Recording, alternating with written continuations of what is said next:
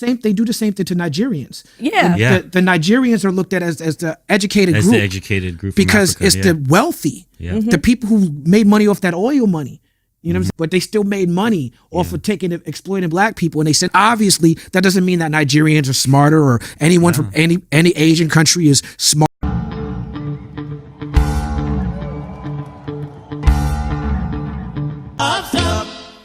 Stop, make you no cry again. Oh, my mother, oh, sorry.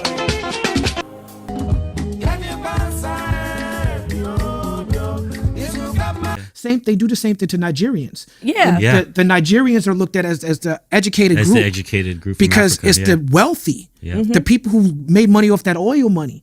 You know what I'm saying? But they still made money off of exploiting black people. And they said, obviously, that doesn't mean that Nigerians are smarter or anyone from any Asian country is smart.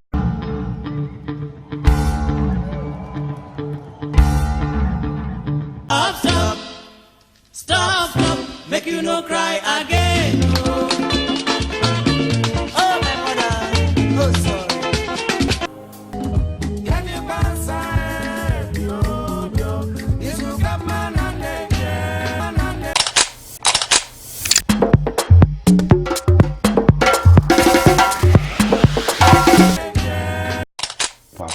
More than one thing. As a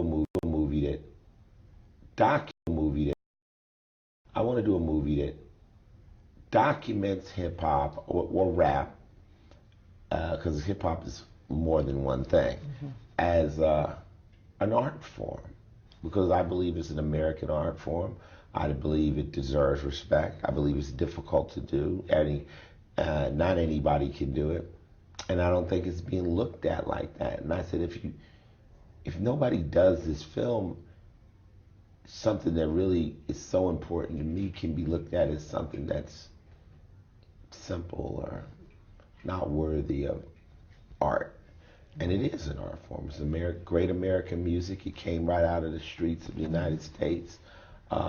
Just like most great music, it comes from struggle, like the blues and jazz. And I said, somebody's got to do it, might as well be me.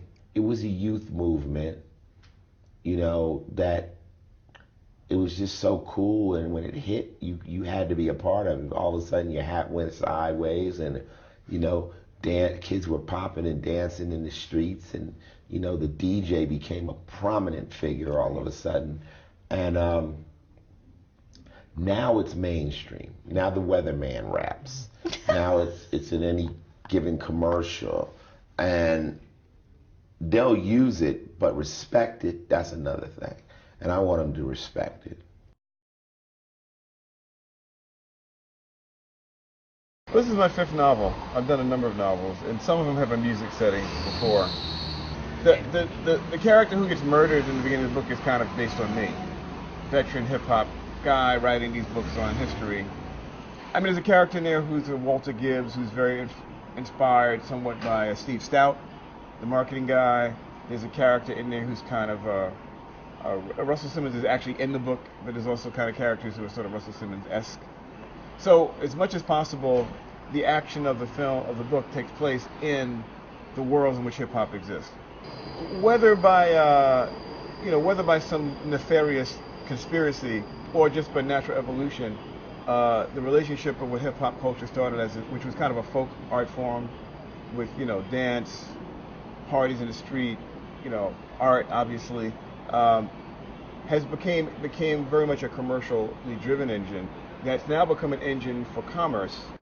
What gets on the radio in most of America is not very content driven in terms of the actual what people are talking about on record.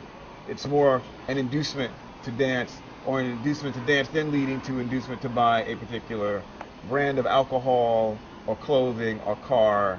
I think one of the things that's really weird actually is that you have a period of incredible economic downfall for people of color and for working class white people. I mean, this has been a terrible period. It's a depression.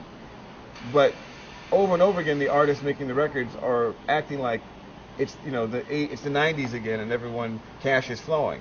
And so they're writing about these very, very expensive brands, as opposed to writing about the conditions of being what it is to be young right now. I think there just seems to be a general feeling that the aesthetics of the culture have changed, and they've become more disconnected from the street. By being disconnected from the street, you're more disconnected from the kind of political and critique, even not explicit but implicit political critique that comes through when talking about everyday life in this country. And that's the problem. I mean, Drake doesn't represent that. Nicki Minaj doesn't represent that.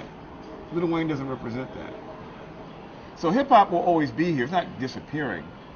But maybe has it reached a creative peak? Maybe I think it's a good argument to be made that it may have already been what it was. You know, when Biggie and Tupac died and were shot in the late '90s, that could have been. We look back on it and say that could have been the peak. And losing those two creative geniuses at that point might have been like, we've been on a slide down ever since.